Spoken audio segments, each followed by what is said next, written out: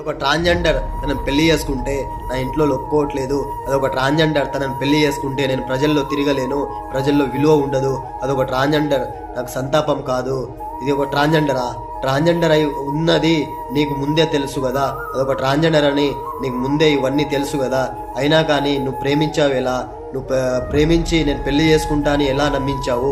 నువ్వు అదొక ట్రాన్స్జెండర్ అని మీ ఇంట్లో వాళ్ళకి చెప్పకుండా నువ్వు ఎలా ప్రేమించావు? తనని ఎలా మోసం చేశావు? అదొక ట్రాన్స్జెండర్ అని ఇప్పుడే తెలిసిందా నీకు? లేదు కదా. అయితే అది ఫ్యామిలీ ఉంటుంది, దానికి సంతాపం, అదొక ట్రాన్స్జెండర్కి సంతాపం కాదు అని నీకు ముందే తెలుసు కదా.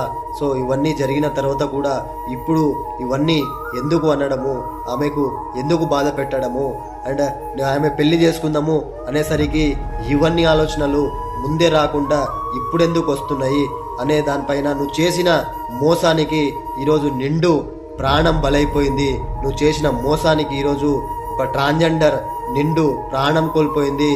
ఒక అన్యాయం చేశావు నువ్వు, ఈరోజు మోసం చేశావు. ఎవరికో కాదు, ఒక ట్రాన్స్జెండర్ని. ఆ ట్రాన్స్జెండర్స్ తలుచుకుంటే నువ్వు ఏమవుతావో అది గుర్తుంచుకున్నావా?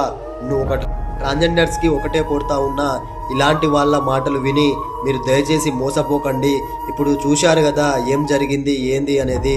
సో నేను దయచేసి ఒకటే కోరుతా ఉన్నాను, మరీ కోరుతా ఉన్నాను, ఇలాంటి వాళ్ళ కోసం, ఇలాంటి వాళ్ళ మాటలు విని మీరు మోసపోకండి, అన్యాయం కాకండి. దయచేసి నా మనస్ఫూర్తిగా కోరుకుంటున్నాను.